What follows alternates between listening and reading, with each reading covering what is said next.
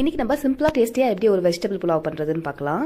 அதுக்கு கொஞ்சமாக எண்ணெய் நெய் ஊற்றிட்டு கிராம்பு பட்டை அன்னாசிப்பூ ஒரு பிரிஞ்சி இலை 3 ஏலக்காய் போட்டுக்கோங்க. கொஞ்சமாக கேஷ்நட் போட்டுக்கோங்க. அதுக்கப்புறமா 2 பெரிய சைஸ் வெங்காயத்தை கட் பண்ணி வச்சுருக்கேன். அது கூடயே 5 பச்சை மிளகாய் போட்டு வதக்க போகிறேன். நான் வந்து 1/2 கிலோ அரிசி எடுத்து வச்சுருக்கேன். அதுக்கு சொல்கிறேன். வெங்காயம் வதங்கிறதுக்காக நீங்கள் கொஞ்சம் உப்பு போட்டுக்கோங்க. இஞ்சி பூண்டு விழுது போட்டுக்கோங்க. வெங்காயம் வதங்கினதுக்கப்புறமா ஒரு 2-3 டேபிள் ஸ்பூன் இஞ்சி பூண்டு விழுது போட்டுக்கோங்க. உங்களுக்கு காரம் வேணும்னா எக்ஸ்ட்ரா ஒரு 3 பச்சை மிளகாய் போட்டுக்கோங்க. இஞ்சி பூண்டு ராஸ்மெல் போனதுக்கப்புறமா நம்ம ஒரு கை புதினா 1/2 கை கொத்தமல்லி போட்டுட்டு காயை ஆட் பண்ணிக்கலாம். அது வதங்கினதுக்கப்புறமா இந்த வெஜிடபிள் புலாவுக்கு கேரட் பீன்ஸ் பட்டாணி உருளைக்கிழங்கு ஆட் பண்ணால் நல்லா இருக்கும். நான் இப்போ வந்து தண்ணி ஆட் பண்ணிக்க போறேன். 1 கிளாஸ் அரிசிக்கு 1.5 கிளாஸ் தண்ணின்ற மாதிரி. பாஸ்மதி ரைஸை எப்பவுமே நம்ம 1/2 மணி நேரம் தண்ணியில் ஊற வச்சிடணும். அவ்வளவுதான். பாஸ்மதி ரைஸ்ன்றதுனால நம்ம ஒரு விசிலே எடுத்துடலாம். நீங்க நார்மல் அரிசியில் செஞ்சா ஒரு 3 விசில் விடுங்க. அவ்வளவுதான். வெஜிடபிள் புலாவ் ரெடி ஆயிடுச்சு. நீங்களும் ட்ரை பண்ணி பாருங்க.